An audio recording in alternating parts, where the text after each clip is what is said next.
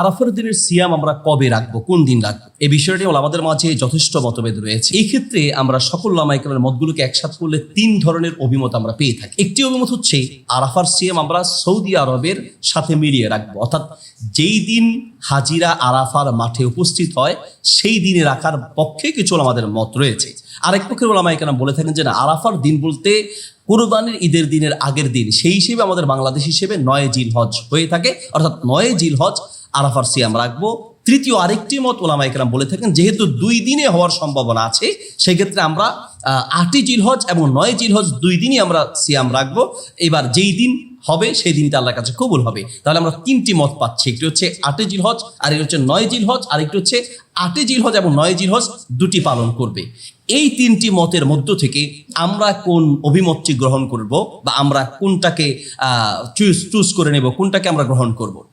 আমরা এই তিনটার মধ্য থেকে প্রথম যে মতটি উলামায়ে কেরাম বলে থাকেন তা হচ্ছে 8 জিলহজ আরাফার দিন যখন হাজিরা আরাফার মাঠে উপস্থিত হয়, অর্থাৎ 8 জিলহজ রাখার পক্ষে যারা অভিমত পেশ করে থাকেন তারা ইয়াউমা আরাফা বলতে আরাফার মাঠে হাজিরা উপস্থিত হওয়ার দিনকে তারা ধরে থাকেন। তারাও কিছু দলিলের আলোকে বলে থাকেন। আর আরেকটি দ্বিতীয় যে মত তা হচ্ছে আমাদের বাংলাদেশিদের সাথে মিলিয়ে, অর্থাৎ ইয়াউমুন নাহারের আগের দিন, অর্থাৎ ঈদের কোরবানির ঈদের আগের দিন বা 9 জিলহজ রাখার পক্ষে যে অভিমতটি পেশ করে থাকেন সেই মতটি আমার কাছে একটু বেশি গ্রহণযোগ্য মনে হয়। কারণ হচ্ছে আমরা বিভিন্ন হাদিসের দিকে যদি তাকাই, বিশেষ করে মুসান্নাফ ইবনে আবি শায়বা একটি হাদিস রয়েছে, নবী সাল্লাল্লাহু আলাইহি ওয়াসাল্লামের ব্যাপারে বর্ণনা এসেছে আন্নাহু ইউকাব্বিরু বাদা সালাতিল ফজরি মিন ইয়াউমি আরাফা। তাকবীরে তাশরিকের যেই তাকবীরটা শুরু হয় আমরা সকলেই জানি, সেটা আমাদের দেশে আমরা শুরু করি ইয়াউমে আরাফা, অর্থাৎ 9 জিলহজ ফজরের পর থেকে 13 জিলহজ আসর পর্যন্ত। এটা কিন্তু সারা বাংলাদেশের সমস্ত উলামায়ে কেরাম এবং সকলেই ব্যাপারে একমত যে আমরা আমাদের বাংলাদেশে আমরা তাকবীর শুরু করি 9 জিলহজ ফজরের পর থেকে 13 জিলহজ আসর পর্যন্ত। 9 জিলহজ থেকে যে আমরা শুরু করি ওই দিনটাকে কিন্তু হাদিসের ভাষায় ইয়াউমে আরাফা বা আরাফার দিন বলা হয়েছে। মুসান্নাফ ইবনে আবি শায়বা স্পষ্ট বলা আছে মিন ইয়াউমি আরাফা, আরাফার দিন ফজরের পর থেকে তিনি শুরু করেছেন। তাহলে 9 জিলহজকে আমরা কিন্তু আরাফার দিন হিসেবে ধরেই তাকবীর শুরু করছি। তাহলে আমরা আরাফার সিয়ামের ক্ষেত্রেও 9 জিলহজকে আমরা সাব্যস্ত করতে পারি। এতে করে কি হবে, সারা বাংলাদেশের মানুষের অন্যান্য যে সিয়াম রাখার বিধান সেটার সাথেও মিল থাকবে।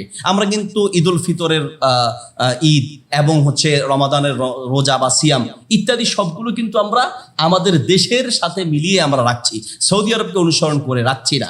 কাজেই আরাফার সিয়াম রাখার ক্ষেত্রে আমরা এই ঈদের আগের দিন তথা 9 জিলহজের এই দিনে সিয়াম রাখলে ইনশাআল্লাহ সিয়াম হয়ে যাবে। প্রিয় হাজরিন, পাশাপাশি আরেকটি কথা বলি, তা হচ্ছে আরাফার সিয়াম অত্যন্ত গুরুত্বপূর্ণ একটি সিয়াম এবং এই দিনটি অত্যন্ত গুরুত্বপূর্ণ একটি দিন।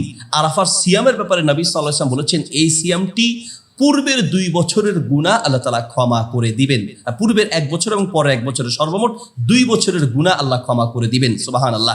একটি সিয়াম আপনার 2 বছরের অপরাধকে ক্ষমা করিয়ে দিবেন। এছাড়াও আরো ফজিলত রয়েছে। 1 নম্বর ফজিলত বললাম। 2 নম্বর আরাফার দিনের আরেকটি ফজিলত হচ্ছে এই দিনের ব্যাপারে আল্লাহ তাআলা কসম করেছেন। সূরা বুরুজের 3 নম্বর আয়াতে আল্লাহ বলেছেন ওয়া শাহিদি ওয়া মাশহুদ।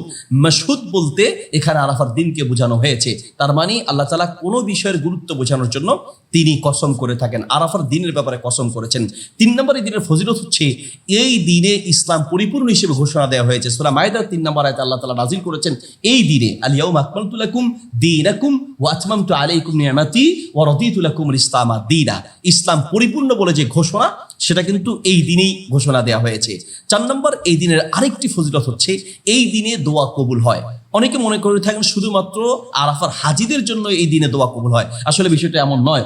অধিকাংশ উলামায়ে কেরামের মত হচ্ছে যে হাজিরা যেমন এই দিনে দোয়া কবুল হওয়ার যে ফজিলত পাবেন, হাজি সাহেব ছাড়া অন্যদের জন্য এই দিনে দোয়া কবুলের ফজিলতের এই মর্যাদা তারা পাবেন। কাজে এই দিনে আমাদের দোয়া করা উচিত, যেহেতু কবুল হওয়ার সম্ভাবনা খুব বেশি। 5 নম্বর এই দিনের ফজিলত হচ্ছে আল্লাহ তাআলা বনি আদম থেকে তিনি স্বীকৃতি নিয়েছেন এই দিনে। আল্লাহ তাআলা যে প্রশ্ন করেছেন আলাস্তু বিরব্বিকুম, আমি কি তোমাদের রব নই, এই যে প্রশ্ন, এই প্রশ্নটাও কিন্তু এই দিনেই করা হয়েছে।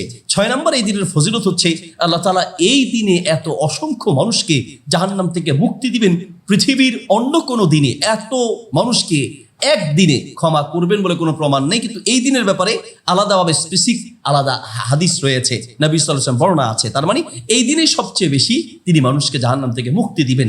কাজে আমাদের এই দিনে দোয়া করা উচিত, ক্ষমা প্রার্থনা করা উচিত, সিয়াম রাখা উচিত, এবং আমরা আল্লাহ তাআলার কাছে মনের সকল নেক কামনা বাসনাগুলো উপস্থাপন করা উচিত। আল্লাহ তাআলা তৌফিক দান করুন। জাযাকুমুল্লাহ খায়র।